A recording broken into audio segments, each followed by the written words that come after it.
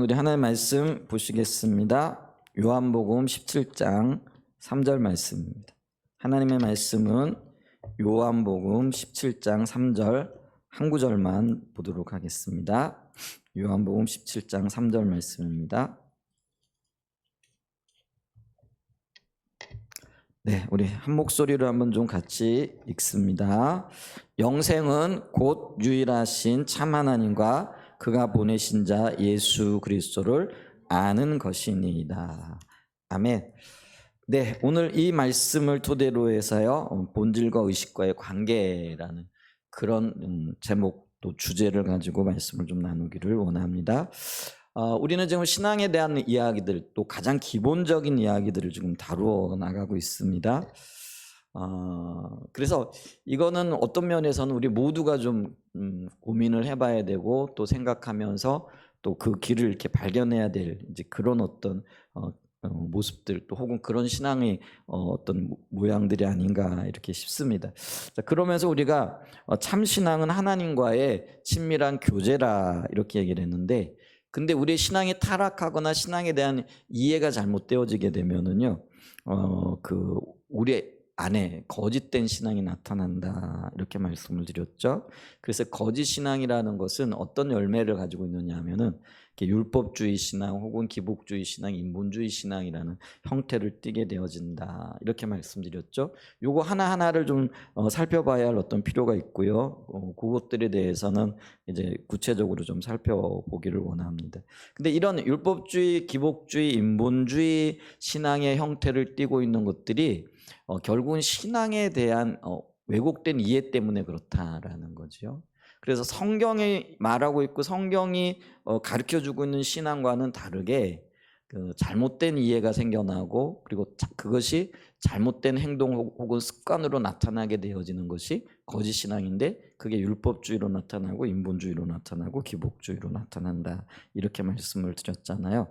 그런데 우리의 삶 속에 나타나고 있는 이 거짓 신앙에 대해서 우리가 이해하기 위해서는요, 우리의 신앙의 본질과 의식과의 관계를 좀 살펴보는 것이 필요하다라는 거죠. 왜냐하면은 이 거짓 신앙이라는 것이 신앙에 대한 왜곡된 이해인데, 이 왜곡된 이해가 어디로 나타나느냐면은요, 의식에 대한 그런 인식 혹은 의식에 대한 집착으로 나타난다라는 거죠. 그래서 이 의식의 문제가 왜곡되게 이해되어지기 시작할 때 그게 신앙이 잘못되어지기 시작한다라는 거죠. 그래서 이게 이렇게 의식이 강조되어지기 시작하면서 우리의 신앙이 왜곡되어지기 시작하고, 이게 또 잘못된 신앙 또 혹은 거짓 신앙으로 나타나기 시작하기 때문에 그러면은 이 의식이 잘못된 거냐? 아니죠. 성경에서는 분명하게 의식에 대해서 명령하고 있고 그 의식을 잘 하라라고 우리에게 요구를 하고 있기 때문에 그렇다라는 거죠. 그런데 그럼 왜 이 의식 문제가 우리의 신앙을 잘못되게 하느냐? 그거는 본질과의 관계가 잘못 설정되어지기 때문에 그렇다라는 거죠. 그래서 우리의 신앙의 핵심적인 것과 이 의식의 어떤 관계가 보여질 때, 그게 명확하게 보여질 때 우리가 바른 신앙을 갖게 되어진다라는 거죠. 그래서 본질과 의식과의 관계를 좀 살펴보기를 원합니다. 먼저 첫 번째로 우리의 신앙의 핵심 혹은 신앙의 본질은 하나님을 알고 사랑하며 동역자의 삶을 추구하는 것이다라는 것이죠. 그래서 우리가 우리의 신앙이 하나님과의 친밀한 교제가 한 축이면은 또 한 면은 뭐라고 얘기를 했죠? 그 하나님의 행하심을 보고 동참하는 거다 이렇게 얘기를 했잖아요. 이게 신앙의 본질입니다. 그래서 오늘 읽었던 요한복음 17장 3절에도 보면은요, 영생은, 이 영생이란 말이 다양하게 해석되어질 수 있어요. 가장 먼저는 구원은 뭐 이런 의미일 수 있고요. 또 다른 말로는요, 말 그대로 생명 혹은 영원한 생명이라고 얘기할 수 있죠. 근데 성경에서 말하는 생명은 뭐라고요? 하나님이 그의 자녀들과 함께 하심으로 나타나는 열매들을 얘기를 합니다. 그래서 하나님이 함께 하시면은 우리 안에 그 기쁨이 있죠. 가장 먼저는. 그 다음에 감격이 있고 감사가 있고 또 주님이 행하시는 놀라운 어떤 역사들이 있게 되어지는 거죠. 이 모든 것들을 가리켜서 생명이라 혹은 영생이라 이렇게 얘기를 하는 거죠. 근데 이런 생명이 곧 유일하신 참 하나님과, 우리 하나님은 한 분밖에 없으신 하나님이시죠. 유일하신 하나님이시죠. 아멘. 그 유일하신 참 하나님과 그가 보내신 자 예수 그리스도. 그래서 하나님이 하나님의 일을 위하여 이 땅에 보내신 분, 그분이 바로 예수 그리스도시잖아요. 그래서 이 하나님과 예수 그리스도가 우리가 좀 이해하긴 힘들지만은 성경은 뭐라고 얘기를 하고 있느냐 하면은요, 한 분이라 이렇게 얘기를 합니다. 그리고 예수님이 우리에게 보내주신 분이 성령님이시잖아요. 근데 그분도 한 분이라 이렇게 얘기를 해요. 그래서 우리가 그걸 삼위일체 하나님이라 이렇게 얘기를 합니다. 근데 이건 우리 인간의 어떤 지혜와 지식으로 아무리 규명하려고 해도요, 명확하게 보이지는 않습니다. 오직 성령께서 깨닫게 하셔야만이 이게 보여지고 받아들여지고 믿게 되어지는 거죠.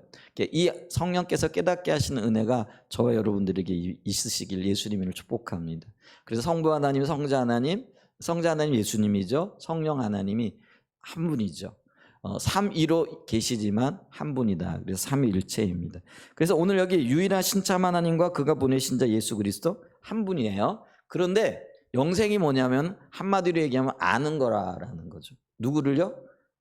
이 참 하나님과 그의 보내신 자 예수 그리스도를 아는 것이다라는 거죠. 여기서 안다라고 얘기했을 때 이 헬라어 단어가 기노스코라는 단어입니다. 근데 이 기노스코라는 단어는 아는 것도 두 가지가 있어요. 그게 뭐냐면은요, 이론적으로 지식적으로 아는 거하고 경험적으로 아는 걸 얘기를 합니다. 여러분, 우리의 지식은요, 그리고 참 지식은 경험적으로 알아야 돼요. 예를 들면은 우리가 운전을 하잖아요. 근데 운전을 하기 위해서는 면허증이 필요하죠. 그래서 면허를 따기 위해 가지고 학원 가가지고 가장 먼저 뭐 하죠? 이론 수업을 듣잖아요. 근데 이론 수업을 들으면은 뭐 자동차에 대해서, 아니면 교통법규에 대해서, 운전하는 법에 대해서 어느 정도는 아는 거죠. 그런데 여러분, 우리가 그것을 알았다고 해가지고 운전할 수 있는 건 아니죠. 그럼 운전을 하려면 어떻게 하죠? 차를 타고 그걸 직접적으로 몰아보면서 배워야 되는 거예요. 이게 운전을 해보고, 또 어떨 때는 뭐죠? 위기도 느껴봐야 되고, 또 남의 차를 들이받을 뻔한 어떤 그런 것도 있고, 또 실제로 들어봤기도 하죠. 제가 학원에서 운전 연습을 하다가 어떤 분이 실수를 해가지고 옆에 왜 있잖아요, 타이어 세워놓은 거 있잖아요. 학원에 가면 타이어 세워놓고 거기를 들어받아가지고요, 그분이 놀라가지고 눈이 동그래져가지고 나오더라고요. 그런데 문제는 뭐예요? 그게 놀라가지고 그때 운전을 멈춰버리면 운전 못하죠. 그렇게 되어지는 거예요. 근데 운전을 하려면 뭐예요? 그런 두려움들을 극복하고 실제로 운전대 잡고 돌아다녀 봐야 그게 운전을 아는 거죠.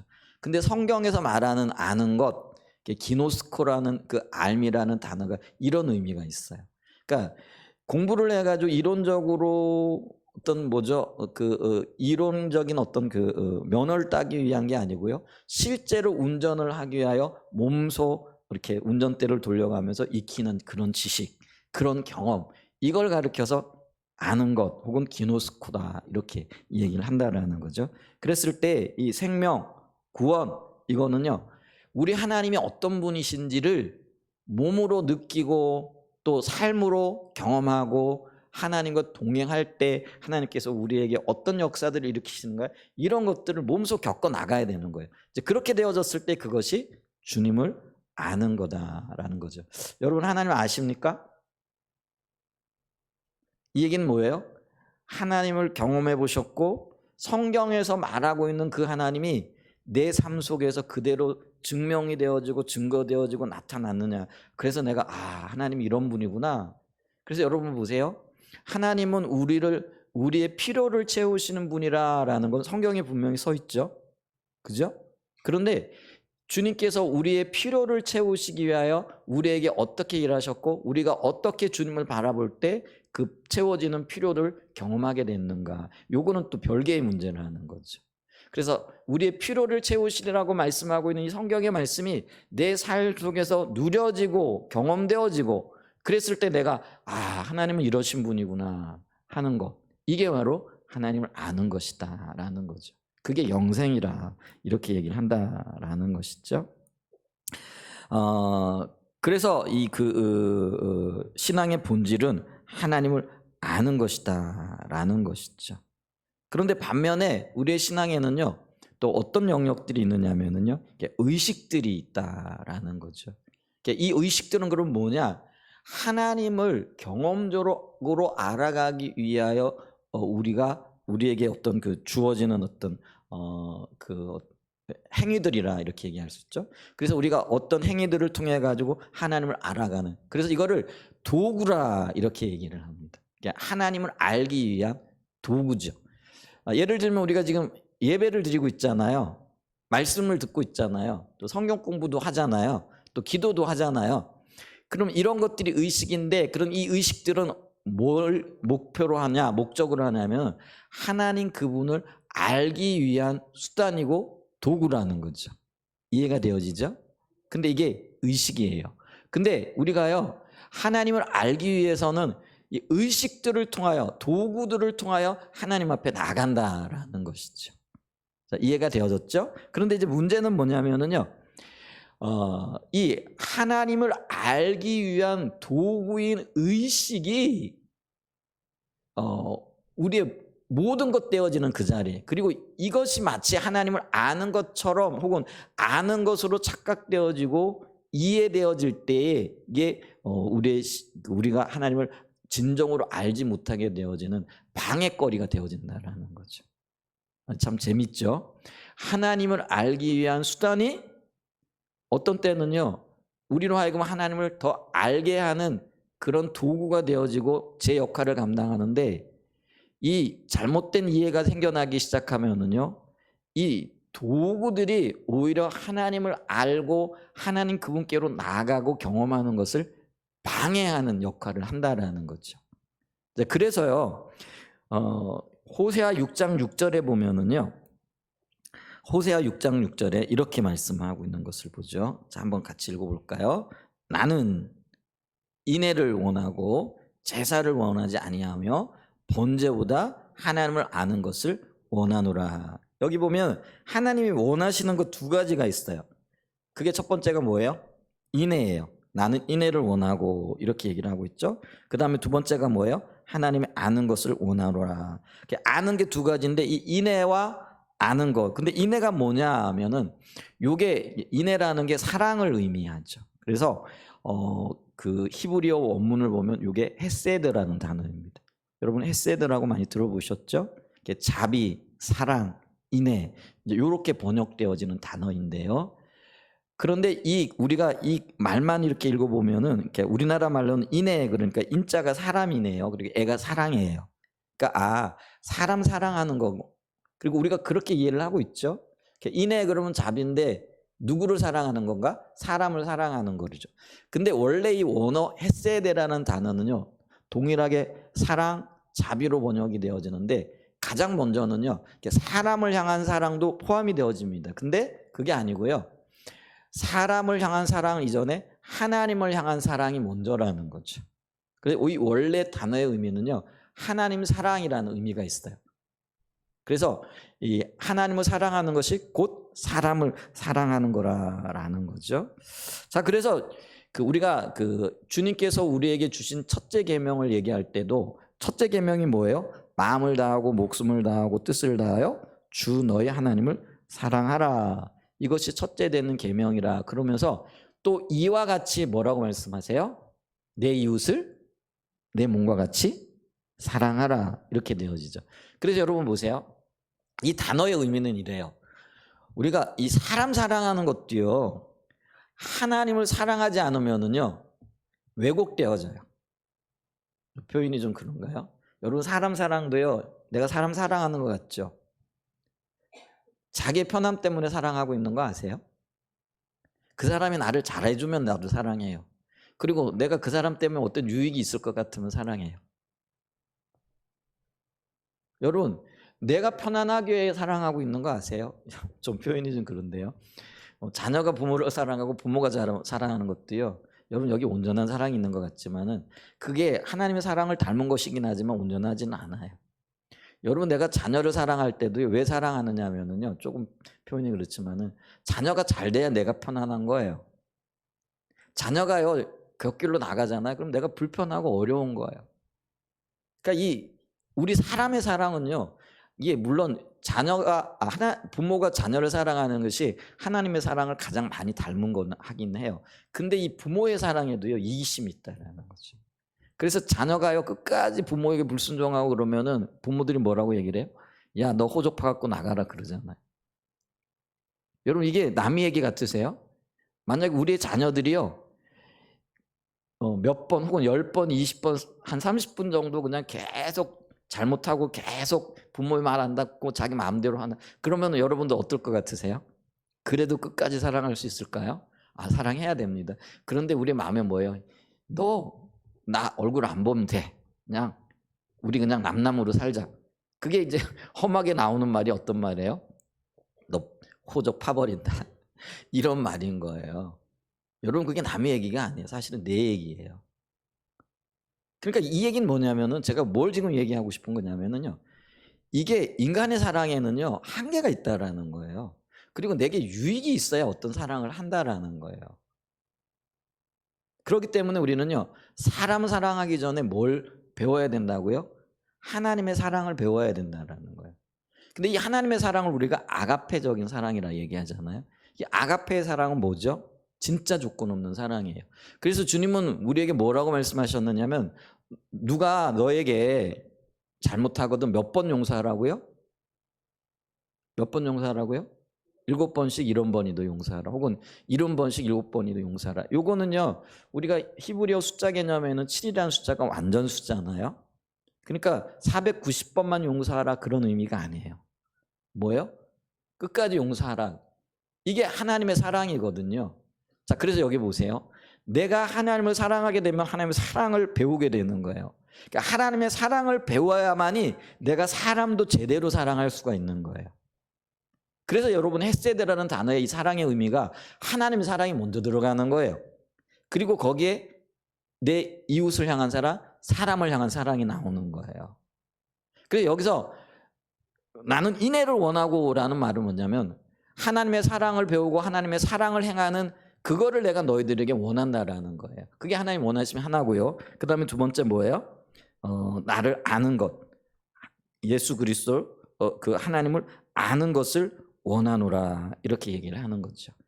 이게 아까 얘기했죠. 경험적으로 하나님을 아는 거예요. 그러니까 경험적으로 하나님을 알게 되어지면 아까 사랑하는 것과 연관되어지는데 이게 상관관계가 있어요. 뭐냐면 내가 아는 것만큼, 특별히 하나님을 아는 것만큼 하나님을 더 사랑하게 되어지는 거예요. 여러분 내가 하나님의 사랑을 또 혹은 하나님을 사랑하지 않는 이유는요. 내가 하나님 그분이 나를 얼마나 사랑하셨는가에 대한 절실한 비침과 깨달음이 없기 때문에 그래요. 여러분 예를 들어 가지고 어떤 사람이 내가 이렇게 길을 걸어가다가 이렇게 좌우로 이렇게 분별을 못하고 차에 치여가지고 이렇게 죽을 뻔했는데 그 사람 어떤 사람이 나를 대신해가지고 나를 확 밀치치고 그 사람이 대신해가지고 다쳤다. 여러분 그러면 그 사람이 얼마나 고맙겠어요? 그리고 그 사람이 얼마나 이렇게 뭐라 그럴까요? 그 사랑에 감사하고 아마 그럴 거예요. 평생 갚아도 못 갚는 사랑이다. 내가 신세를 졌다. 이렇게 얘기할 거 아니에요. 그죠? 근데 보세요. 하나님이 나를 죄 가운데 건지시기 위하여 자기 목숨을 버리셨거든요. 근데 이게요. 이론으로 이렇게 머리 가운데 있으면 그래 뭐 하나님이 나를 사랑하셔서 자기 몸을 들이셨지. 자기 몸을 십자가에 못 박여 죽이셨지. 그래요. 그런데 이게요. 정말 성령의 비치심으로 깨달아지고 보여지고 그것이 내 마음에 절절하게 느껴지잖아요. 그러면은요. 나는 그 예수님의 십자가만 쳐다보고 생각만 해도요. 내 눈에 눈물이 맺히는 거예요. 그러니까 이게 이론적으로 하는 거하고 성령의 조명으로 비춰주고 깨닫게 하신 것과의 차이거든요. 그런데 아까 얘기했잖아요. 아는 것이 이 성령의 조명으로 실제로 경험되어지고 보여지고 깨달아진 거라고 얘기했죠. 근데 이렇게 하나님을 알게 되어지고 하나님의 사랑을 알게 되어지면은요. 어떤 일들이 일어나냐면은 아는 것만큼 내가 하나님을 사랑하게 되어지는 거예요. 여러분 자녀들이요. 언제 부모의 말에 이렇게 무릎을 꿇고 순종하게 되냐면은요. 부모가 말하는 것 가지고 안 그래요. 야, 내가 너 얼마나 사랑하는지 알지? 부모가 백날 얘기해도요. 이 자식은요. 그 부모의 사랑을요 가슴으로 받아들이는 게 아니라 그냥 귀로 받아들이는 거예요. 그런데 어느 날 이 자녀가 부모가 자기를 위해 눈물로 기도하고 있고 또 자기가 잘 되어지는 어떤 것들을 위해서 최선을 다해 행하고 있는 어떤 것들을 봤어요. 그걸 좀 정말로 깨닫게 되어진 거죠. 자, 그럼 어떤 일들이 일어날까요? 이 아이가요 마음에서부터 겸손해지기 시작하고 부모에 대해서 공손해지기 시작을 하는 거예요. 왜요? 부모의 사랑이 보여졌거든요. 깨달아졌거든요. 그게 귀로가 아니라 가슴으로 비춰졌거든요. 이제 그렇게 되어지면은요, 부모가 어떤 말을 해도요, 아, 저게 사랑으로 하는 이야기구나. 이게 받아들여지는 거예요. 근데 그게 깨달아지기 전까지는 어떤 거예요? 내가 널 사랑한다. 이래도요, 그래, 뭐 사랑하겠지. 자식이니까 당연히 사랑하겠지. 요게 요로 와가지고요, 요로 나가는 거예요. 그러니까 이 관계가 깊어지지 않는 거죠. 근데 예수님의 사랑, 하나님의 사랑, 우리 수없이 말씀을 통해서 하나님의 사랑과 예수님의 사랑을 이야기하잖아요. 그리고 듣잖아요. 그런데 그게요 가슴에 안 맺히는 거예요. 그게 내 마음에 자리를 안 차지하는 거예요. 그냥 이쪽 귀로 들어왔다 이쪽 귀로 나가는 거죠. 그게 왜 그런지 아세요? 성령께서 깨닫게 해주시고 또 내가 성령의 그 깨닫게 하심을 통해서 절실하게 그 주님의 사랑이 정말로 보여져야 돼요. 그게 깨닫게 되어지는 거거든요. 이렇게 깨달아지면은요, 내가 하나님 앞에 드리는 자세가 달라져요. 예배 우리 이렇게 안 드려요. 우리 주님을 향한 헌신 이렇게 밋밋하게 안 해요. 깨달아지는 것만큼 보여지는 것만큼 내가 아는 것만큼 하나님 그분을 더 사랑하며 나가게 되어지는 거예요. 아멘. 이게 본질이라는 거예요. 그리고 하나님은 우리에게 그걸 지금 요구하고 계시다는 거예요. 그걸 어떻게 하느냐? 우리 아까 호세아 6장 6절 띄워줘 보세요. 원하는 두 가지가 있는데 반면에 원치 않는 게 두 가지가 있대요. 원치 않는 게 뭐예요? 제사를 원하지 않고 또 하나는 뭐예요? 번제를 원치 않대. 제사가 뭐예요? 오늘날로 얘기하면 예배를 얘기를 하는 거. 그러면 번제 뭐예요? 태워갖고 드리는 거잖아요. 그게 뭐예요? 요게 주님 앞에 올라가니까 헌금 뭐 이런 것들 될 것 같아요. 그러니까 예배 또 예배를 드리면서 우리가 주님 앞에 드리는 어떤 뭐 헌금 뭐 있잖아요. 뭐 11조도 있을 수 있고 뭐 감사 헌금 들 수 있고 여러 가지 예물들 요걸 얘기를 하는. 요게 지금 제사 번제인 거예요. 그런데 하나님이 지금 보세요. 요 제사 번제 원한다고요? 안 원한다고요? 안 원한대요. 그럼 이게 심각한 문제가 생기는 거예요.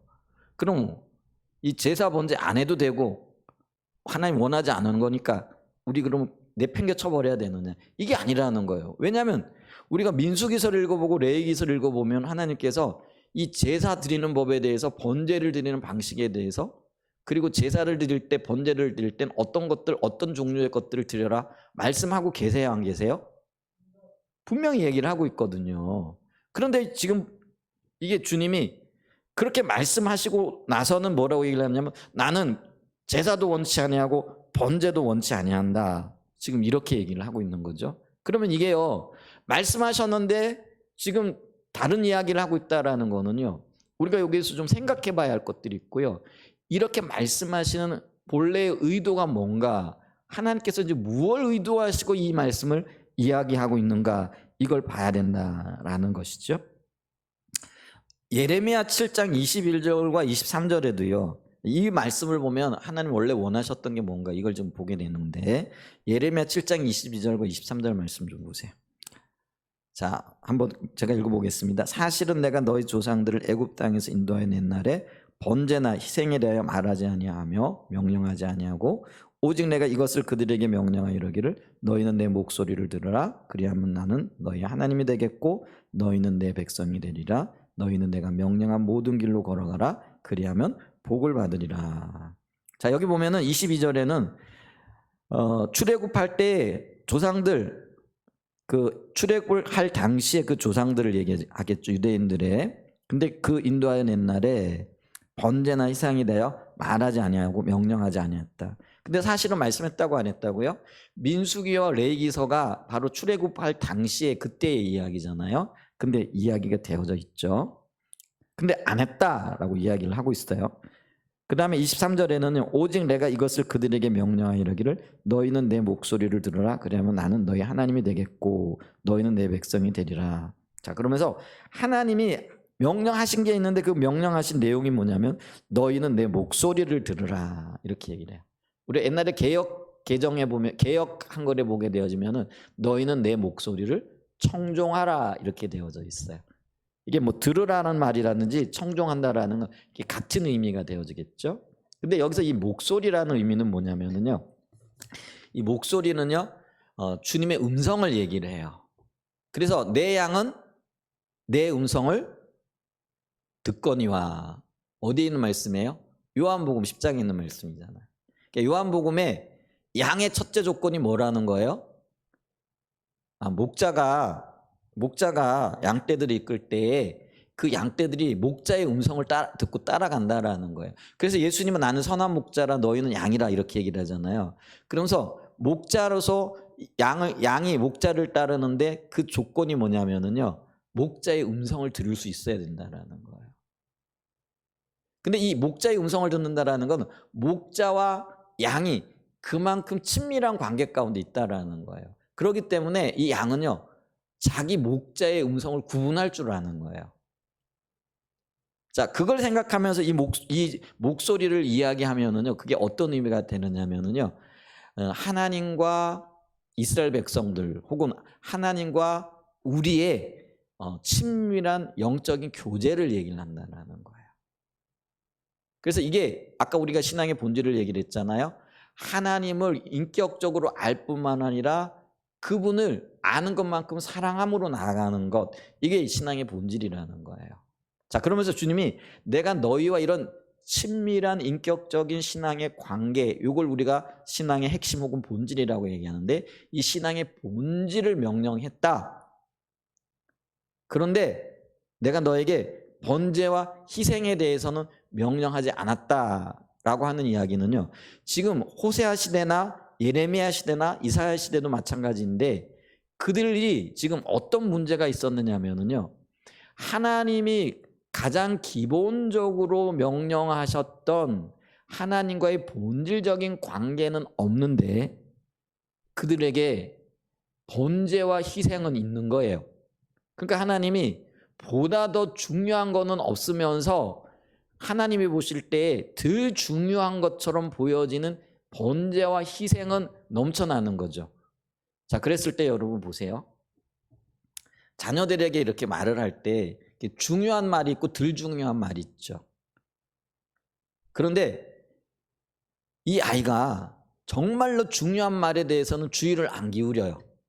그런데 별로 중요하지 않은데, 그러니까 하나님 보실 때 별로 중요하지 않은 데에 주의를 기울이고 거기에 올인하고 있으면은 화가 날까요, 안 날까요? 여러분 대답 좀 해주세요. 좀 한번 화가 나요, 안 나요? 화가 난단 말이에요. 자, 이런 관점에서 이 말씀을 봐야 된다라는 거예요. 그러니까 하나님이 정말로 중요하게 여기시는 게 뭐예요?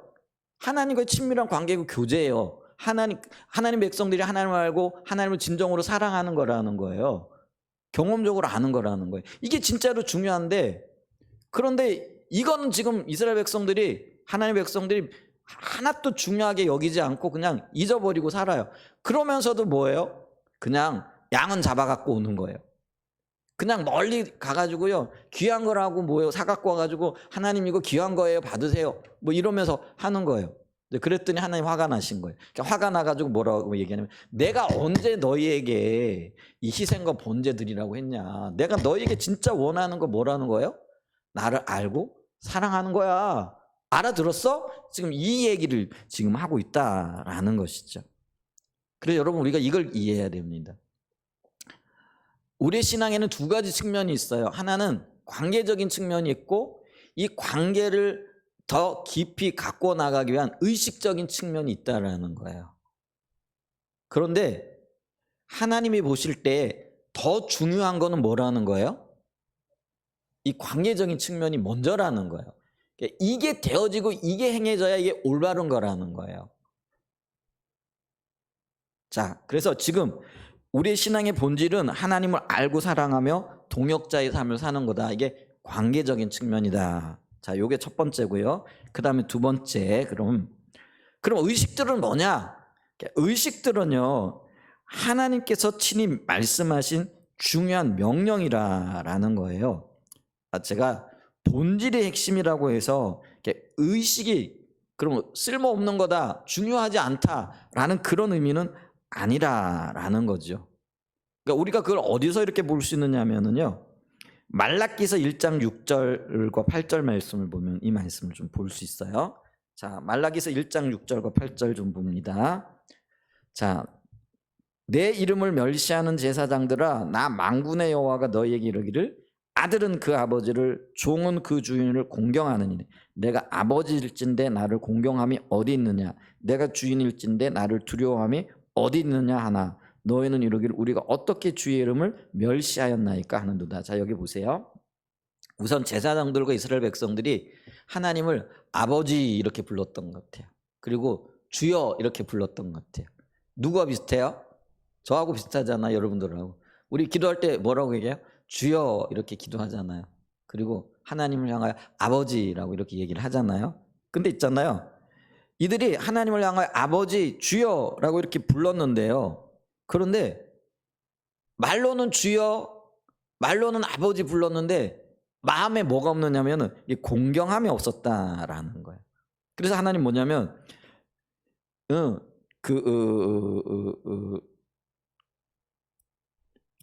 내가 너희 아버지고 내가 너희의 주인일 텐데 나를 공경함이 어디 있느냐, 그리고 그 공경함에서 나오는 나를 두려워함이 어디 있느냐. 이 두려워함은요, 무서워 떠는 게 아니에요. 이게 경외함이라는 단어와 맞닿아져 있어요.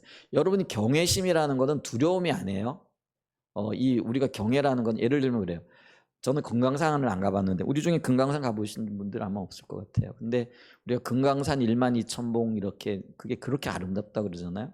근데 그 금강산 12,000봉을 보면요, 하나님의 어떤 창조의 손길이 느껴져가지고 와 하고 이렇게 탄성이 나온다는 거예요. 여러분, 경외의 의미가 그런 거예요. 그러니까 하나님을 생각할 때 와, 하나님이 얼마나 놀라우신 분인지, 하나님이 얼마나 크신 분인지 이게 그냥 스스로 느껴지는 거예요. 그게 이제 공경, 경외라는 거예요. 근데 지금 이스라엘 백성들이 입으로는 하나님, 아버지, 주여 하는데 그 마음에는 뭐예요? 이 하나님 향한 경외심, 공경함이 전혀 없다라는 거죠. 근데 여기서 얘기하기는 공경과 이 경외가 신앙의 친밀한 관계예요. 하나님과의 관계를 얘기한다라는 거예요. 그러니까 주님이 지금 뭘 얘기하는 거예요? 네가 나를 사랑하면 어디 있어? 네가 나를 아는 것이 어디 있어? 신앙의 본질이 어디 있는 거야? 지금 이 얘기를 하는 거예요. 근데 그렇게 얘기를 했더니 이 이스라엘 백성들이 뭐라고 얘기를 한다라는 거예요? 아니, 우리가 언제 주의 이름을 멸시하고 우리가 언제 주님을 공경하지 않았습니까? 지금 이렇게 얘기를 하고 있다라는 거.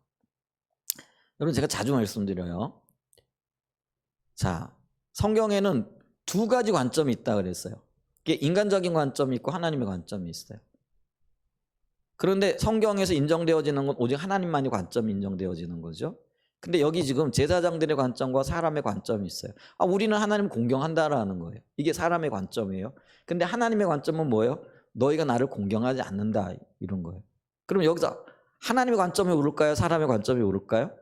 하나님의 관점이 옳아요. 이들이 지금 공경하지 않는 거예요. 그런데 문제는요, 이들이 지금 하나님을 공경하지 않고 있다는 사실 자체를 모르고 있는 거예요. 여러분, 만약에 이들이 알았다고 한다면 그렇게 했을까요? 안 했을까요? 안 했을 거예요. 모르고 있는 거예요. 이게 심각한 문제라는 거예요. 오늘날 우리가요, 하나님을 사랑한다고 생각을 해요. 하나님을 알고 있다고 생각을 해요. 하나님과의 본질적인 관계, 친밀한 교제 가운데 있다라고 생각을 해요. 그게 우리 관점이에요. 근데 하나님은 지금 뭐라고 말씀하시면 너희가 나를 몰라, 너희가 나를 사랑하지 않아, 이게 하나님의 관점이거든요. 근데 보세요, 우리가 하나님을 사랑하지 않는다라는 걸 알고 신앙의 본질적인 관계에 있지 않는다고 하는 걸 알면서도 우리가 지금 여전히 이 자리에 있을까요? 안 그래요. 만약에 우리가 알면은요, 돌이키려고 할 거예요. 그리고 실제로 돌이킬 거예요. 그런데 돌이키려고 하지 않고 돌이키지 못한 이유는 뭐냐면은 내가 그걸 모르기 때문에 그렇다라는 거예요. 여러분, 근데 왜 모르는지 아세요? 이때 당시 이 제사장들이, 이때 당시 이스라엘 백성들이 지금 하나님의 관점에 벗어나 있어요. 하나님 공경하지 않아요. 하나님 사랑하지 않아요. 근데 하나님이 너희가 나를 사랑하지 않아. 그러니까 아니 무슨 말씀이세요? 우리가 하나님 좀 사랑하고 있잖아요. 이 얘기거든요. 지금 우리도 똑같다라는 거예요. 우리 하나님 사랑합니다. 그러면 하나님은 우리를 향하여 너희가 나를 사랑하지 않아. 무슨 말씀이세요? 우리 하나님 사랑하는데요. 이렇게 얘기할 거예요. 그런데 아니라는 거예요. 근데 몰라요. 모르는 이유가 뭔지 아세요? 그 모르는 이유가요. 다 그렇게 살고 있기 때문에 그래. 옆을 봐도 그렇게 살고 뒤를 돌아봐도 그렇게 살고, 그러니까 우리 모든 그리스도인들이 지금 그렇게 살고 있는 거예요. 그리고 옛날부터 그렇게 해왔어요. 그러니까 우리는 옛날부터 해왔으니까 그게 맞는 줄 알아요. 그게 전통이라고 생각을 해요. 그런데 여러분 보세요. 내 기준이 옆 사람일까요? 특별히 신앙적인 기준에 있어서 어떻게 생각하세요? 여러분 이거 잘 기억하셔야 돼요. 나의 신앙의 기준이 김 집사님이고 이 집사님이고 손 목사예요? 내 신앙의 기준이 제 옆에 있는 표현이 좀 그래. 옆에 있는 뭐 교회고 저 어디 서울에 있는 유명한 교회고 어디 또 저기 우리 유튜브나 이런 텔레비전에 많이 나오는 그 목사님이 섬기는 교회고 목사님 말씀하시는 그 설교 말씀이에요? 여러분 잘 아시네요. 그런데요, 말은 그렇게 하는데 실제로 우리의 기준이 뭔지 아세요? 내 옆에서 신앙생활하고 있는 김 집사님, 이 집사님, 밥 집사님이 내 기준이에요. 그래서 나는 그분들이 하는 것 보고 그냥 그대로 하는 거예요. 또 내 신앙의 기준이 뭐냐면요, 우리가 유튜브 보잖아요. 그러면은 유튜브에 조회수 많은 목사님들 설교 있잖아요. 뭐 몇만 회씩 되고. 그런 분들이 대부분 어떤 분들이에요? 유명하신 분들이잖아요. 그러니까 우리는 유명하신 목사님들이 설교를 하거나 말씀하면 어떻게 생각해요? 맞다라고 생각을 해요. 그런데 여러분, 제가 지금 굉장히 중요한 얘기를 합니다. 그게 맞을 수도 있고 틀릴 수도 있어요. 문제는 맞는 거는 상관이 없어요. 근데 틀린 것을 듣고 그 틀린 것을 맞다라고 생각을 해버리게 되고, 그리고 그것을 따라가지고 내가 신앙생활을 하게 되어지면 어떤 문제가 생길까요? 하나님과는 전혀 상관없는 신앙생활을 하게 된다는 거예요. 그래서 여러분이 기준의 문제를 분명히 하셔야 돼요. 그래서 우리의 신앙의 기준은 옆에 있는 집사님도 아니고 옆에 있는 교회도 아니고 이름 있는 목사님도 아니에요. 그럼 뭐예요? 오직 성경이 되어져야 되는 거예요. 그래서 여러분 말씀을 듣고 나서도 이게 성경적으로 맞는가 안 맞는가 이 작업 하셔야 돼요. 성경이 지금 뭐라고 얘기하고 있는가? 성경은 과연 저 목사님의 설교에 대해서 뒷받침을 하고 있는가? 여러분 성경이 말하는 것을 따라가는 설교자가 되어져야 되고 교회가 되어져야 되고 신앙인이 되어져야 되는 거예요. 그죠? 근데 여러분 우리가 지금 분명히 얘기를 하고 있는데 그렇지 않아요. 내 신앙의 기준이요, 성경 아닌 경우 많아요. 전통일 때가 있고요. 그리고 옆에서 신앙생활하는 박 집사님, 이 집사님, 김 집사님, 손 목사일 때 있고요. 또 잘 나가는 교회일 때 있어요. 그 교회 그렇게 하더라. 그 교회는 뭐 이렇게 하던데 그럼 뭐 별 문제 없지. 나도 그렇게 하지. 그런데 여러분 제가 그걸 다 싸그리 지금 뭐 비판하고 비난하는 거 아니에요. 좀 비난하고 비판할 의도 전혀 없어요. 그게 맞을 수도 있어요. 어떤 경우가 맞느냐? 그들이 고민하면서 성경을 따라가려고 할 때, 그리고 그걸 가르치고 그걸 설교할 때 그거 맞는 거예요. 아멘? 그런데 그들도 여전히 뭐예요? 옆에 있는 교회 혹은 뭐예요? 전통들, 지금까지 해왔던 것들, 그런 것들에 기초해가지고 그런 것들을 토대로 어떤 행위들을 하고 있고 그걸 가르치고 있다라고 한다면은 그거는 잘못된 거라는 거죠. 이걸 봐야 되는 거예요. 그런데 다른 교회도 그렇게 하고 있으니까 유명한 목사님이 그렇게 설교하셨는데 그렇게 설교하더라. 이제 그거를 기준으로 하게 되어지니까요, 하나님의 관점을 모르는 거예요. 여기 오늘요, 제사장들이, 이스라엘 백성들이요, 그들이 하나님을 사랑하지 않았기 때문에 이들이 지금 공경하지 못하고 하나님께서 너희가 나를 사랑하지 않는다, 공경하지 못한다, 이런 얘기하는 게 아니라는 거예요.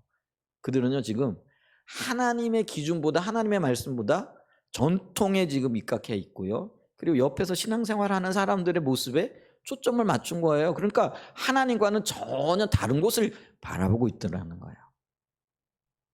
이럴 위험이 말라기 시대에만 있었고 예레미야 시대와 이사야 시대에만 있었느냐? 예수님 시대의 바리새인들도 정확하게 그렇죠. 그런데 그 위험이 오늘 저와 여러분들에게도 동일하게 있을 수 있다라는 거예요. 아멘. 자, 그랬더니 7절 보세요. 우리가 어떻게 주의 이름을 멸시하였나이까 하는데, 그 멸시한 이유로 드는 게 뭐냐면은요, 너희가 더러운 떡을 나의 제단에 드리고도 말하기를 우리가 어떻게 주를 더럽게 하였나이까 하는도다. 이는 너희가 여호와의 식탁은 경멸히 여길 것이라 말하기 때문이라. 8절에 만군의 여호와가 이르노라 너희가 눈먼 희생 제물을 바치는 것이 어찌 악하지 아니하며 저는 것 병든 것을 드리는 것이 어찌 악하지 아니하냐. 이제 그것을 너희 총독에게 드려보라. 그가 너를 기뻐하겠으며 너를 받아주겠느냐. 이렇게 얘기를 해요. 자, 그러면서 주님이 너희가 나를 멸시하고 있다라는 것의 증거물로 뭘 제시하고 있느냐면요, 이렇게 바르지 않은 의식을 지금 얘기를 하고 있는 거예요. 여러분, 제가 지금 뭘 지금 얘기를 하고 있느냐면요, 하나님은 하나님 앞에 예배드리러 나오는 자들이 온전한 재물, 또 온전한 의식, 온전한 행위를 가지고 나오기를 원하셨어요. 그게 민수기서와 레위기서에게 말씀하시는 거잖아요. 그런데 본질이 없을 땐 이게 의미가 없는 거예요. 그런데 한편으로는 뭐예요? 의식이 잘못된 것들에 대해서도 하나님이 언짢아하고 계신 거죠. 그러니까 여러분, 만약에 의식이 불필요한 것들이었다라고 한다라면 지금 의식을 잘못 드리고 있는 말라기 시대의 제사장들을 향하여 너희들이 나를 공경하지 않는다. 공경하지 않으니까 이런 행동을 하는 거지. 지금 이런 말씀을 하시는 거잖아요. 그죠? 그러니까 제가 지금 말하고 싶은 건 뭐냐면은 바른 의식, 바른 행위, 바른 의식들도 주님께서 요구하시는 바고 우리에게 원하시는 바라는 거예요. 그런데 문제는 이거예요. 우리의 주님과의 바른 관계가 안 되어지면 그 열매로서요, 올바르지 못한 행위와 올바르지 못한 의식들이 나오게끔 되어져 있다라는 거예요. 여러분, 우리의 지금 기도가 의식이라 말씀을 드렸는데 우리의 기도 생활은 건강하고 바른가요? 기도는요, 내 필요를 얻기 위하여 요구함으로 하나님 앞에 나가는 게 아니고요, 하나님의 뜻을 찾아 나가는 것이 기도입니다. 아멘? 그런데 내가 주님과의 바른 관계가 안 되어지면요, 하나님의 뜻을 찾아 나가는 게 아니라 내가 원하는 것들을 얻기 위하여 밤에도 기도하고 금식하며 기도하며 작정하여 기도하고 줄기차게 하나님 앞에 기도하는 거예요. 그러면서 이게 안 들어지면 뭐라고 생각을 하느냐면 하나님은 내 기도를 안 들으시는 분이야, 이렇게 생각을 하는 거라는 거죠. 여러분 보세요. 지금 내 기도가 잘못됐다고 생각 안 하는 게 아니라 오히려 뭐예요? 하나님은 내 기도를 안 들으셔, 하나님 나를 안 사랑하셔, 이렇게 나가는 거라는 거예요. 여러분 보세요. 하나님과의 관계가 바로 되어지면은요, 하나님이 원하시는 기도를 행하며 나가요. 성경은 너희는 먼저 그의 나라와 그의 의를 구하라, 이렇게 얘기를 하거든요. 여기서 그의 나라와 그의 의가 하나님과의 바른 관계에서 나오는 기도예요.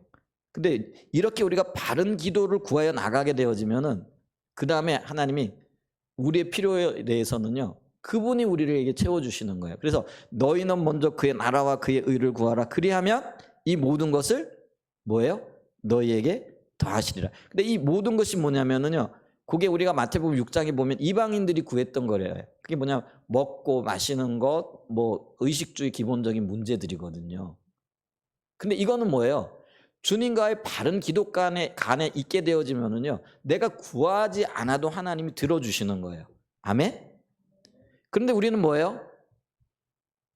하나님이 원하시는 기도를 안 하고 이방인들의 기도를 구하는 거예요. 이거는 내가 구하지 않아도 하나님 주실 것들이에요, 바른 관계 가운데 있으면. 그런데 이게 기도인 줄 알고요, 줄기차게 이걸 구해요.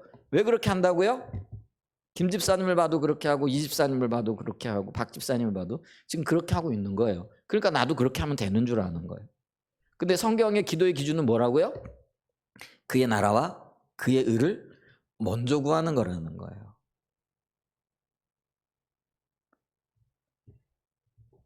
근데 이게 의식, 기도가 의식이고 예배가 의식이고 헌금도 의식이고 모든 것들이 의식이라 그랬잖아요. 그런데 하나님은 우리에게 바른 관계 가운데에서 이 바른 의식도 드려지기를 원하는 거예요. 그런데 이들이 지금 바른 의식을 안 드리는 거예요. 그러니까 이 바른 의식을 드리지 않는 것이 나를 공경하지 않는 것의 증거라는 거예요. 그래서 너희들이 나를 멸시했잖아. 그랬더니 우리가 언제 주님을 멸시하고 언제 주님을 공경하지 않았습니까? 자, 니들 행위를 보자. 지금 보자. 제물을 드리는데 저는 것, 병든 것, 눈먼 것, 형편없는 것, 이거 세상 너희 지도자들에게, 너희 리더들에게도 갖다 줘봐라. 이게 총독에게 갖다 주라는 얘기, 그 얘기잖아요. 그가 기뻐 받겠냐? 안 받죠, 당연히. 근데 총독도 기뻐 받지 않을 그것을 지금 너희들이 내게 가지고 나왔어. 그리고 너희가 그걸 몰라. 그리고 나를 존경한다고 얘기를 해. 그게 말 되냐? 지금 이런 의미거든요. 자, 여러분 보세요. 우리가 여기서 기억해야 될 게 뭐라고요? 이 의식들도요, 하나님께서 우리에게 명령하신 거예요. 그리고 행하라고 하셨어요. 그래서 우리가 왜 의식을 행해야 되느냐? 첫 번째, 그것이 하나님 말씀이기 때문에 그래요. 그래서 여러분 보세요. 민수기로 돌아가 보세요. 레위기서로 돌아가 보세요. 하나님이 우리에게 수많은 명령들을 하셨어요. 그게 말씀이에요. 그렇기 때문에 우리가 이 의식들을 행해야 돼요. 그리고 두 번째로 뭐냐면요, 이 의식들은요, 이 본질을 담아내는 그릇이기 때문에 그래요. 여러분 지금 여기 물이 있어요.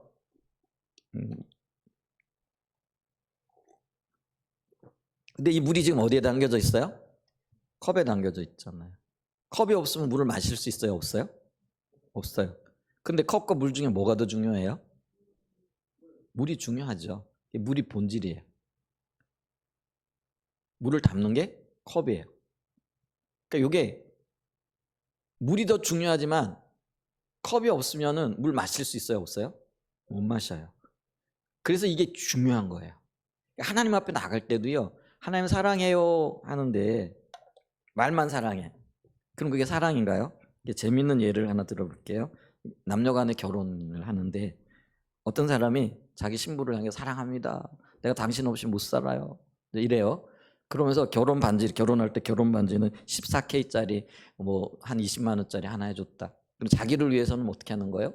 수억 원짜리 다이아몬드, 시계 뭐 이런 걸 했다. 자, 그러면은 이 신랑은요, 신부 사랑하는 거예요, 안 사랑하는 거예요? 그 당연한 거잖아요. 그래서 보세요. 의식이 하나님을 사랑하는 게 표현이라는 거예요. 그래서 여러분 있잖아요. 내가 하나님 사랑하고 하나님 나의 구원자가 되시고 생명이 되시고 하나님이 나를 위해서 십자가를 지셨다라는 것, 이게 전심으로 받아들이고 진심으로 받아들여지면은요, 하나님이 명령하신 것들 행하게끔 돼 있어요. 그리고 사랑하면은요, 모든 거 퍼내잖아요. 여러분 그 자녀들 밥 해주고 빨래 해주고 힘들어요, 안 힘들어요? 힘들죠. 근데 그거 힘들다고 얘기해요, 안 해요? 그 사랑의 수고를 하잖아요. 그 수고를 하는 그 이유는 뭐예요? 사랑하니까 그렇게 하는 거예요. 사랑하니까 그 수고가요, 힘들잖아요. 자식들한테 밥 해주고 빨래 해주고 난 다음에 야, 밥값 내놔라. 너 빨래 줬으니까 빨래값 내놔라. 야, 요즘 빨래방에 가면 빨래하는 한 벌 하는데 5,000원이더라. 운동화 한번 빨아주는데 5,000원, 8,000원 하더라. 그거 내놔라. 운동화 빨아주면서 그런 얘기 안 하잖아요. 그 안 하는 이유가 뭐죠? 사랑이잖아요. 근데 자식들 사랑한다고 그러면서 밥도 안 해주고 빨래도 안 해주고 뭐 학교 갈 때 가방도 안 챙겨주고 예성이 유치원 가는데 데려다 안 주고 야, 네가 알아서 해라. 근데 나는 하나님 기억해라. 내가 너 참 사랑한다. 이게 돼요, 안 돼요? 안 되는 거라는 거예요. 그래서 의식의 문제가 중요한 거예요. 그래서 여러분 보세요. 예배 굉장히 중요해요. 주님 앞에 주님이 나의 구주가 되십니다. 높이는 거, 찬양하는 거, 경배하는 거, 이거 너무나 중요한 거예요. 여러분 기도하는 거, 주님과 교제하는 거 중요한 거예요. 또 소그룹 모임 굉장히 중요한 거예요. 이게 주님을 알아가는 한 도구거든요. 그러니까 우리의 신앙생활의 모든 영역이 그런 관계거든요. 그래서 이게 굉장히 중요하다라는 거죠. 그래서 이게 의식이 본질을 담는 그릇일 뿐만 아니라 우리의 사랑을 표현하는 수단이라는 거예요. 수단이자 방법이에요. 주님 사랑해요. 우리 있잖아요. 사랑하는 남녀 사이에 선물 들고 가잖아요. 꽃다발 들고 가잖아요. 그죠? 제가 이번에 올해 결혼기념일 매년 잊어버리지만 올해도 잊어버렸어요. 그랬더니 제 아내가 딱 한마디 하더라고요. 올해는 결혼기념일 기억했어? 그래. 제가 이거 아무 말도 못했어요. 결혼기념일 잊어버리고 지나가는 남자입니다. 이게 그러니까 있잖아요. 이 사랑의 표현이 굉장히 서툰 거죠. 못하고 있는 거죠. 이게 문제가 되어지는 거죠. 근데 그 외적인 표현이 이게 의식들이 하나님을 사랑하는 것을 표현하는 방법이고 수단이 되어진다라는 거예요. 그래서 의식이 중요하다고 안 중요하다고요? 중요해요. 이게 두 번째예요. 자, 첫 번째 제가 뭘 얘기했어요? 우리의 신앙의 가장 핵심은 관계다. 그렇다고 의식이 중요하지 않은 건 아니다. 그게 두 번째예요. 근데 세 번째는 그럼에도 불구하고 이게 중요해요. 그럼에도 불구하고 의식은 본질을 위한 수단이기에 본질 없는 의식은 하나님 앞에 아무런 의미가 없다라는 거예요. 이게 좀 중요해요. 자, 제가 의식도 중요하다, 본질도 중요하다 이 얘기 했어요. 둘 다 중요해요. 그러나 그럼에도 불구하고 의식이 아까 본질을 위한 수단이기 때문에 본질이 없는 의식은 하나님 앞에 아무런 의미가 없다는 거예요. 자, 의식이 중요해요. 근데 이 의식에 본질이 안 담겨져 있는 의식 있을 수 있을까요? 없을까요? 이게 있을 수 있으니까 이런 얘기를 하는 거예요. 자, 보세요.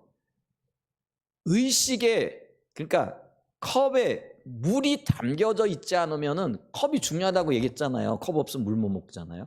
근데 컵에 물이 담겨져 있지 않으면 이 컵은 아무 쓸모가 없는 거예요. 모르겠어요. 이게 보는데 눈을 즐겁게 할지는 모르겠어요. 어떤 컵은 몇십만 원짜리 컵도 있더라고요. 그죠? 근데 그 컵이 아무리 비싼 거라고 할지라도 내가 지금 물이 필요한데 물이 없어. 그럼 그 컵이 소용이 있어요, 없어요? 전혀 없다라는 거예요. 이게 그리고 지금 얘기하고자 하는 핵심이 이거라는 거예요. 왜냐하면은요, 오늘 우리의 신앙생활이 하나님을 알고 사랑하고 친밀한 교제 가운데 머무는 이 영역은 옛날 얘기가 돼버렸어요. 그리고 그게 뭔지도 잘 몰라요. 이제 그러면서도 여전히 남아있는 건 뭐예요? 주일이 됐으니까 교회 가야지. 주일이 됐으니까 하나님 예물도 드려야지. 주일이 됐으니까 해야지. 또 예배도 드리고 뭐도 해야지. 이거는 남아있는 거예요. 근데 보세요. 하나님을 알고 사랑하고 하나님의 그 사랑이 얼마나 크고 놀랍고 내가 얼마나 하나님을 사랑하는지 거기에 대한 전혀 의식도 없으면서 나와서 몸만 앉아있으면은, 컵만 앉아있으면은 그게 신앙이고 그게 예배고 그게 하나님 기뻐 받으시는 예배냐라는 거예요. 성경에 우리가 지난주에 거짓 신앙 체계에 대해서 이야기를 하면서 이사야 1장 10절로 15절 말씀을 읽었잖아요. 자, 그들에게 뭐가 있었다고요? 무수한 재물이 있었고요. 각종 대회, 절기, 안식일, 특별한 날을 정해가지고요. 하나님 앞에 나와가지고요. 무진장한 예배를 드렸어요. 그랬더니 하나님이 너희들이 태워가지고 드리는 그 연기, 번제는 태워갖고 드리는 거잖아요. 그게 이제 기도와 관련이 되어지는 건데 거기에 내가 질렸다. 내가 배부르다. 그러니 다시는 이것들 가져오지 말아라.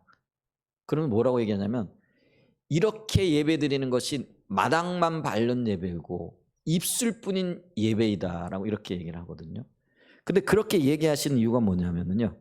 그들이 드리는 값비싼 제물과 그런 뭐냐면 정해놓은 규례와 절기와 각종 대회와 안식일을 따라 정해놓은 날에 규칙적으로 예배를 드리지만은 그들에겐 뭐가 빠졌냐면요. 하나님을 사랑하고 경외하는 그 경외감이 빠져 있더라는 거예요. 자, 보세요. 이사야 1장 4절 말씀 보세요. 이사야 1장 4절 보세요. 자, 그래서 슬프다 범죄한 나라여 허물진 백성이여 행악의 종자여 행위가 부패한 자식이로다. 그들이 여호와를 버리며 이스라엘의 거룩하신 이를 만홀히 여겨 멀리하고 올랐다. 지금 이스라엘 백성들의 영적인 상태가 이 상태예요. 그들은 지금요 허물진 백성이고 행악의 종자고 행위가 부평하고요. 여호와를 버렸고요. 하나님의 이름을 만홀히 여기는 자리에 있는 거예요. 이들의 지금 영적인 상태가 이런 거예요. 근데 이런 영적인 상태에 있으면서 하나님 앞에 수많은 예물 그리고 각종 대회 절기 이런 것들을 가지고 무수하게 하나님 앞에 예물 드려 의식은 드렸어요. 그런데 하나님 뭐라는 거예요? 이미 너희가 나를 버렸어. 그러니 이 재물이 이 예물이 이 의식이 아무런 의미가 없어. 그래서 여러분 기억하셔야 됩니다. 신앙의 본질에서 떠난 것이 하나님을 떠난 거예요. 마음으로부터 하나님을 떠났고 마음으로부터 하나님의 법을 소중하게 여기지 아니하고 하나님의 말씀에 대한 존중이 없으면서 주일이 되어졌다고 이 자리에 나와가지고 앉아있는 것이 그게 신앙이 아니라는 거예요. 우리가 이 자리에 나와 있는 이유는 하나님을 사랑하기 때문에 하나님과의 관계가 살아있기 때문에 그 마음을 표현하기 위하여 나와 하나님 앞에 예배드리고 하나님을 높이고 하나님 앞에 서는 거라는 거예요. 이게 하나님이 원하시는 신앙이라는 거예요. 그런데 하나님의 말씀에 대해서 더 이상 존중하지도 않아. 하나님 그분의 말씀하신 것들에 대해서 어떤 주의도 기울이지 않아. 그냥 내 마음대로 내 하고 싶은 대로 내가 살고자 하는 그런 방식대로 살아가. 그러다가 주일이네. 나가서 예배 드려야 되겠네. 이거는 이미 주님을 버린 거라는 거예요. 이미 주님을 떠난 거라는 거예요. 근데 우리는 눈에 보이는 것만 보죠. 그래서 저분이 교회 나왔네. 그럼 별 문제가 없네. 이렇게 생각을 해요. 그런데 주님의 관점에서 보면 뭐예요? 나와 앉아는 있지만 이미 주님을 천리말리 떠나 있다라는. 그런데 여러분 보세요. 이렇게 천리말리 떠나 있게 되어지면은요, 주님이 안 보여요. 말씀이 안 들려요. 그리고 거부감이 일어나요. 여러분 오늘 말씀 들으면서 에이 나하고는 별로 상관이 없는 것 같아요. 저런 얘기 듣고 또 알았는데 또 하시나? 여러분 이런 얘기가 들려지잖아요. 그럼 이미 내가 주님 떠나 있는 거예요. 여러분 있잖아요. 내가 바른 자세에 있게 되어지면은요, 1000번, 10,000번이 들려줘도요, 그렇지. 내가 주님 앞에 서야 되지. 내가 또 주님을 떠나 있었네. 이렇게 반응이 나오는 거예요. 근데 여러분 마음에 지금 어떤 반응이 일어나고 있는가? 이런 것들을 이렇게 보셔야 된다라는 것이죠. 그래서 하나님이 그 백성들과 논쟁하시는 이유가 뭐냐면은 호세아 4장 1절에 보면요. 이스라엘 자손들이 여호와의 말씀을 들으라. 여호와께서 이 땅 주민과 논쟁하시나니 이 땅에는 진실도 없고 인애도 없고 하나님을 아는 지식도 없고. 여기 진실도 없고 인애도 없고 하나 아는 지식. 이게 본질적인 관계잖아요. 그래서 하나님이 그 백성들과 지금 논쟁하고 있는 거예요. 야, 너희들이 날 떠났어. 그런데 이스라엘 백성들은 무슨 말씀이세요? 우리가 언제 하나님을 떠났습니까? 우리 예배 드리고 있어요. 이러는 거예요. 이제 반응이. 그러니까 하나님의 관점과 사람의 관점이 첨예하게 이렇게 부딪히고 있다라는 거죠. 그랬더니 하나님을 떠난 삶의 열매들이 2절과 호세아 4장 2절 이하에 쭉 나타나는 거예요. 우리의 삶의 열매, 오직 저주와 속임과 살인과 도둑질과 간음. 그래서 보세요. 들짐승과 공중에 나는 새가 다 세잔할 것이고 바다의 고기도. 우리 있잖아. 이게 일터에서 열심히 일을 하는데 일한 만큼의 열매들이 안 나오는 거예요. 여러분 보세요. 아담과 하와가 범죄하고 난 다음에 에덴 동산에 쫓겨나잖아요. 주님 뭐라고 말씀하셨어요? 너희가 열심히 일하고 이마에 땀을 흘려야 간신히 너희들 먹을 거고 먹을 수 있을 거야. 근데 여러분 하나님과의 관계가 풍성했을 때, 문제가 없었을 때 그들 이마에 땀 흘릴 필요가 있었어요? 없었어요? 에덴 동산에서는요, 널려 있는 게 먹을 것이었어요. 부요와 풍요였어요. 근데 여러분 하나님을 경외하는 자리에 있으면은요, 하나님 우리의 필요를 채우세요. 근데 그 필요를 얻기 위해 가지고 내가 수많은 땀 흘려야 되고, 이게요 잘못된 의식일 뿐만 아니라 그런 자리에 있다라고 한다면은요, 지금 우리가 관계가 틀어져 있다라는 거 아셔야 돼요. 우리가 예수 그리스도 안에서 하나님과의 관계가 회복됐어요? 안 됐어요? 완벽하게는 회복은 안 됐지만은 이미 주님과 우리의 관계가 회복됐죠. 그렇기 때문에 하나님의 보호와 생명이 우리 가운데 있어야 되는 거예요. 그런데 우리가 예를 들면 먹고 마시는 것 때문에 우리의 삶의 어떤 것들 때문에 너무 많은 신경을 쓰고 땀을 흘려야 되고 거기에 모든 온 마음을 쏟아야 된다. 여러분 그거 주님의 의도 아니에요. 그렇게 우리의 마음을 그렇게 뺏기게 하시지 않으셨어요. 하나님은 우리의 마음이 주님께로 향하기를 원하고 계시다라는 것이죠. 그래서 여러분 기억하셔야 됩니다. 6절에 그래서 이렇게 얘기를 해요. 호세아 4장 6절이요. 내 백성이 저와 여러분이에요. 지식이 없으므로. 이 지식이 뭐라고요? 하나님 아는 신앙의 본질이라는 거예요. 지식이 없으므로 망하는도다. 그러면서 내가 지식을 버렸으니 나도 너를 버려 내 제사장이 되지 못하게 할 것이요. 여러분 이스라엘 백성들을 하나님께서 제사장 나라로 제사장으로 부르셨잖아요. 그런데 하나님과의 관계가 끊어지니까 나도 너를 버릴 거야. 굉장히 중요한 원칙이 있는데요. 내가 하나님을 버리게 되면 하나님은 나를 버리세요. 이게 원칙이에요. 그러면 어떤 일이 일어나느냐? 하나님이 나를 버리시면 하나님의 임재로 인한 모든 열매들, 보호, 또 필요를 채우심, 하나님이 나와 함께 하신 그 열매들도 거쳐지게끔 돼 있어요. 여러분 우리가 교회를 볼 때도요. 잘 봐야 돼요. 하나님의 교회는 하나님 지키시는 거예요. 저나 여러분이 하나님의 교회 지키는 거 아니에요. 하나님이 하나님의 교회를 지키는 거예요.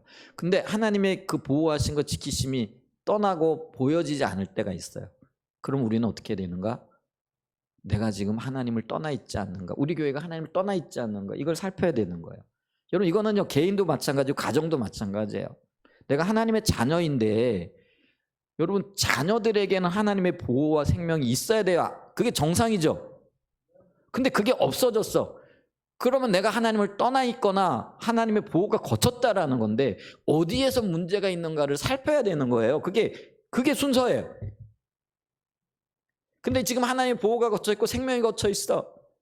그게 하나님께서 주시고자 하신 열매들이 하나도 안 보여. 그러면은요 이게 도대체 무슨 문제인가 심각하게 고민하면서 내가 하나님을 버렸나 안 버렸나를 봐야 돼요. 이 하나님 버린 게 뭔지 아세요? 신앙의 본질에서 떠나는 거예요. 성경이 그래요. 네가 나를 버렸으니까 나도 너를 버릴 거예요. 너희가 신앙의 본질을 떠나게 되어지면 나도 너를 떠날 수밖에 없어. 이게 원리라는 거예요, 여러분. 하나님은요 기분대로 멋대로 행하시는 분이 아니에요. 하나님은 말씀하시고 그 말씀하신 원리와 원칙을 따라 행하고 계신 분이거든요. 그래서 교회가 그 원리와 원칙을 알아야 돼요. 그리고 우리 가정에 건강하기 위해서는요 이 가정을 향하신 하나님의 원리와 원칙을 따라가야 돼요. 우리 개인이 건강하게 하나님과 동행하는 삶을 살기 위해서도요 하나님이 명령하시고 말씀하신 원리와 원칙들을 따라가야 돼요. 아멘? 근데 그걸 버리잖아요.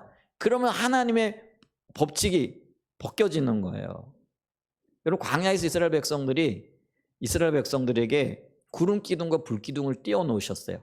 여러분 이 구름 기둥과 불 기둥이 성령의 역사고 성령의 임재잖아요. 그리고 그 백성들로 하여금 너희가 구름 기둥 밑으로 들어와라라고 얘기를 했어요. 그럼 그 백성들이 구름 기둥과 불 기둥의 보호를 받기 위해서는 구름 기둥 밑으로 와야 되잖아요. 그런데 이스라엘 백성들은 어떻게 하느냐면 그 구름 기둥과 불 기둥을 벗어나고 난 다음에 하나님 앞에 기도하는 거예요. 하나님, 저 구름 기둥과 불 기둥을 옮겨주세요. 어디로 옮겨달라고요? 내가 있는 자리로 옮겨달라는 거예요. 그게 우리의 기도예요. 그리고 그게 우리가 하나님 향한 요구예요.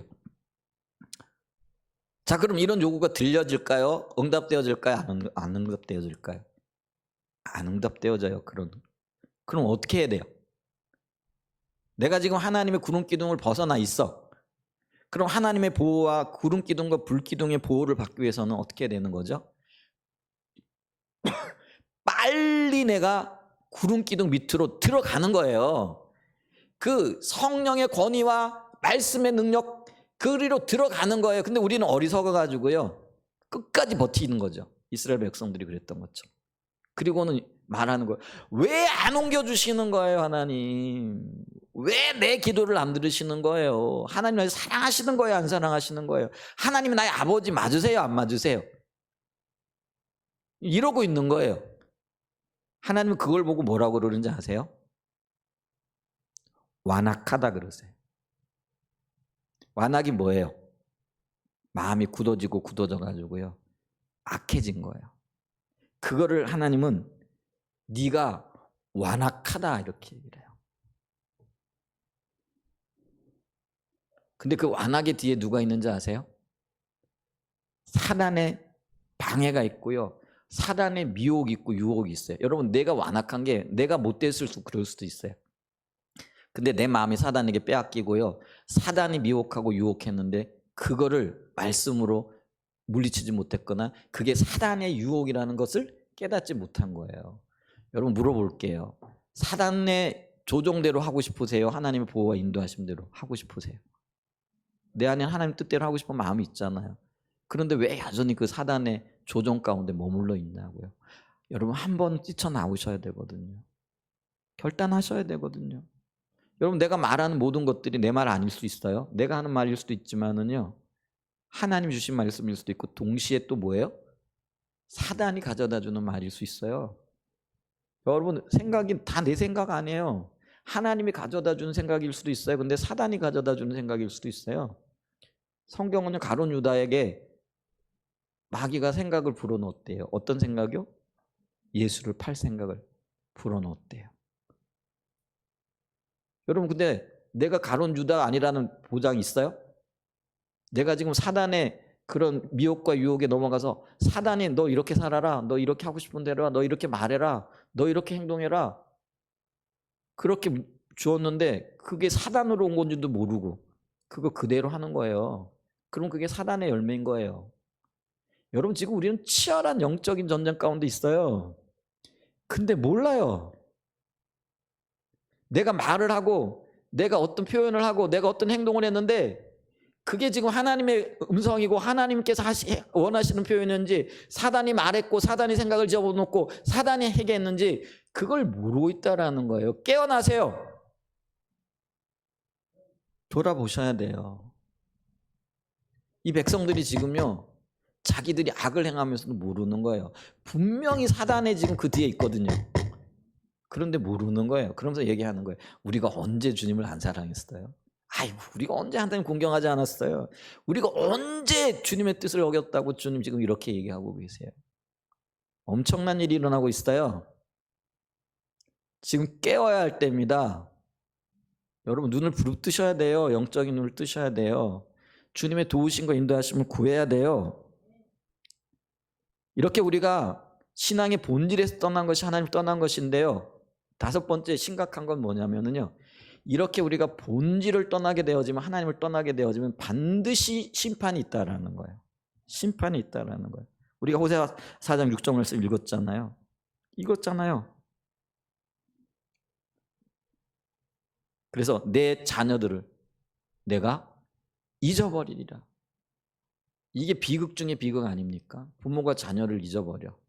잊어버렸다는 게 어떤 면이에요? 더 이상 내가 부모 노릇 안 하겠다라는 거예요. 여러분, 부모 자식에게 비극이 뭐예요? 재앙이 뭐예요? 내 부모가 아직 내가 부모도, 그러니까 그 부모의 역할도 못 배웠고 안 되었는데 내 부모가 자기가 부모 역할을 안 하겠대. 표현이 좀 그렇죠. 내 엄마가 내가 아직 10살이고 내가 아직 도움이 한창 필요한데 우리가 그렇잖아요. 근데 나 이제 더 이상 너 부모 안 할란다. 너 부모 역할 안 할란다. 여러분, 이게 재앙이잖아요. 재앙. 자, 오늘 저와 여러분들이 하나님의 도움이 필요한 자들이 아니에요? 주님이 우리에게 너희를 내가 고아처럼 버려두지 아니하시겠다 약속하셨어요. 그래서 부모 역할 하시겠다라는 거예요. 그런데 내가 본질에서 떠나게 되어지면은요, 하나님이 내가 더 이상 너 보호자 역할 안 할란다. 내가 네 하나님 안 해. 재앙이에요, 재앙. 그런데 이 재앙을 껴안고 살면서도 그것조차도 모르고 있어요, 우리가. 우리 교회가 지금 그걸 잊어버리고 있다라는 거예요. 내가 지금 주님을 떠나 있기 때문에 주님이 더 이상 나에게, 우리 교회에 하나님 노릇을 안 하시겠다라는 거예요. 하나님 역할을 안 하시겠다라는 거예요. 이게 재앙 중에 재앙인데 우리가 그걸 모르고 있다라는 거예요. 깨어나야 돼요, 저와 여러분이. 그래서 있잖아요, 하나님께로 돌아간다. 이거는요, 다른 말로 얘기하면 신앙의 본질로 돌아간다라는 얘기예요. 의식으로 돌아간다라는 얘기가 아니에요. 신앙의 본질로 돌아간다라는 거예요. 그러니까 신앙의 본질로 돌아갈 때, 내가 하나님의 보호 밑으로 들어갈 때 그 보호가 살아나는 거예요. 그래서 호세아 6장 1절과 3절을 보세요. 호세아 6장 1절과 3절 보면 오라 우리가 여호와께로 돌아가자. 여호와께서 우리를 찢으셨으나 도로 낫게 하실 것이요 우리를 치셨으나 싸매어 주실 것이라. 여호와께로 돌아가면 어떤 일이 일어나는 거예요? 찢으셨는데 낫게 하시고 그 다음에 또 뭐예요? 치셨는데 싸매어 주실 것을 잊게 될 거라는 거예요. 2절 여호와께서 이틀 후에 우리를 살리시며 셋째 날에 우리를 일으키시니 우리가 그 앞에서 살리라. 살게 하시는 하나님 앞에 서게 될 거라는 거예요. 그러므로 우리가 여호와를 알자. 힘써 여호와를 알자. 자 보세요. 여호와께로 돌아가자라는 말을 3절에서는 뭐라고 얘기를 하는 거예요? 여호와를 알자. 힘써 여호와를 알자. 이렇게 얘기를 하는 거예요. 그래서 여러분 보세요. 여호와께로 돌아간다라는 말은 하나님을 아는 지식으로 돌아가는 거예요. 신앙의 본질로 돌아가는 거라는 거예요. 하나님과의 관계로 돌아가는 거예요. 그러면 어떤 일이 일어나냐면 새벽빛같이 어김없나니 비와 같이 땅을 적신 늦은 비와 같이 우리에게 임하시라. 여러분 내일 아침에 태양이 떠오를 거 믿어야 합니다요? 그거 의심하는 분 없죠? 내일 아침에 당연히 태양이 떠오를 거예요. 그것처럼 내가 하나님께로 돌아가게 되어지면 이게 우리의 소망이에요. 아멘. 내가 하나님께로 돌아가게 되어지면 하나님이 어김없이 우리에게 오신다라는 거예요. 보호와 인도하심을 주신다라는 거예요. 아멘. 그런데 이 본질로 돌아가야 할 것을 놓쳐버리고 오히려 의식에 집중하게 되어지는 게 이게 거짓 신앙이라는 거예요. 여러분 그래서 우리가 이렇게 얘기하잖아요. 권면할 때 더 열심히 기도하세요. 더 성경 많이 읽으세요. 헌금하세요. 더 주의 일에 동참하세요. 이렇게 권면해요, 안 해요? 우리 교회 안 나오는 분들 보면은 주님 찾으세요 이거보다는 뭐예요? 교회 나와야죠. 예배는 드려야죠. 이렇게 권면하잖아요. 여러분 그거를 강조하고 그렇게 돌아가고 그렇게 해라고 하는 것이 의식 강조라는 거예요. 여러분 아까 근데 보세요. 본질이 없는 의식 아무리 많이 해봐야 그거 하나님 떠난 거라 그랬죠. 그래서 문제가 있어요. 그런데 우리는 뭐예요? 눈에 보이는 거 의식을 강조해요. 그게 거짓 신앙이라는 거예요. 여러분 오늘날의 예배가 왜 이렇게 화려해지는지 아세요? 오늘날의 어떤 면에서 교회 그 예배당 치장이나 이런 것들이 왜 이렇게 화려해지는지 아세요? 그게 사람들로 하여금 눈에 보이는 거 의식 잘하게 하려고 하는 의도들도 있다라는 거예요.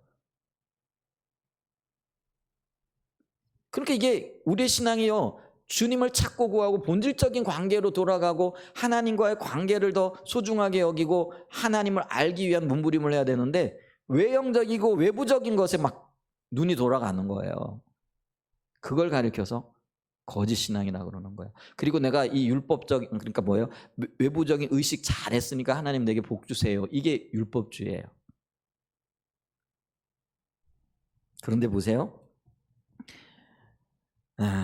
이렇게 의식이 본질을 대체해버린 것이 율법인데 우리가 그런 가운데 있어도요 하나님 생명은 회복되지 않는다라는 거예요.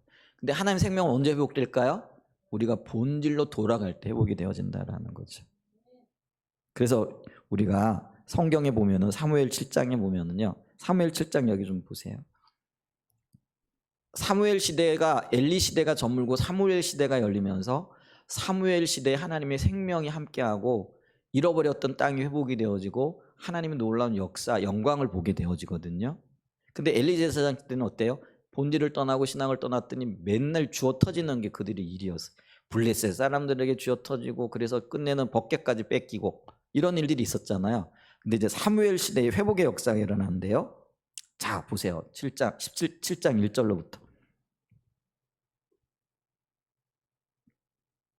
자 2절에 괴가 여아림에 들어간 날부터 20년 동안 오래 있으니 이스라엘 온 족속이 여호와를 사모하니라 이렇게 시작해요. 자 이스라엘 백성들이 법궤 뺏기고 법궤는 돌아왔는데 그걸 제대로 못 갖추고 뭐 이러기 있고 그러면서 그들에게 여전히 하나님이 떠난 생명의 역사들은 안 나타나는 거죠. 그러면서 그들이 회개 운동이 일어나요.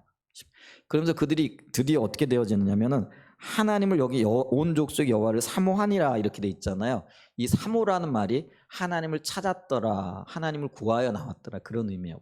원문으로 보게 되면은 그러니까 이들에게요 서서히 본질적인 영역이 그러니까 법궤는 의식이잖아요. 그 법궤를 가지고 전쟁터에 나가면은 전쟁에서 이길 거라고 생각했던 사람들이에요. 근데 벗게 의지하고 나갔더니 전쟁에서 이겼어 졌어요? 지고 뺏겨버렸잖아요. 근데 그들이 의식을 의지했던 데서 이제는 뭐예요? 하나님을 찾는 본질로 돌아오기 시작한 거예요. 온 족속이 여호와를 사모하니라 이렇게 얘기하죠. 그랬더니 사무엘이 3절에 사무엘이 이스라엘 온 족속에 말하 이르되 만일 너희가 전심으로 여호와께 돌아오려거든 이방 신들과 아스타롯을 너희 중에서 제거하고 너희 마음을 여호와께를 자 보세요. 전심으로 온 마음으로 여호와께로 돌아오려거든 의식적인 행위에서도 깨끗하여질 뿐만 아니라 너희 마음을 여호와께로 향하고 그다음 뭐예요? 그만을 섬기라 이렇게 얘기를 해요. 오직 주님만을 섬겨라. 하나님과의 관계를 회복해라 그런 의미예요. 자 그랬더니 4절에 보세요. 이에 이스라엘 자손이 바알들과 아스타롯을 제거하고 어떻게 했다고요? 여호와만 섬기네. 이게요. 의식을 행했다 이게 아니에요. 그들이 마음이 하나님께로 온전히 돌려졌다 그런 의미예요. 이걸 우리가 어떻게 할 수 있느냐?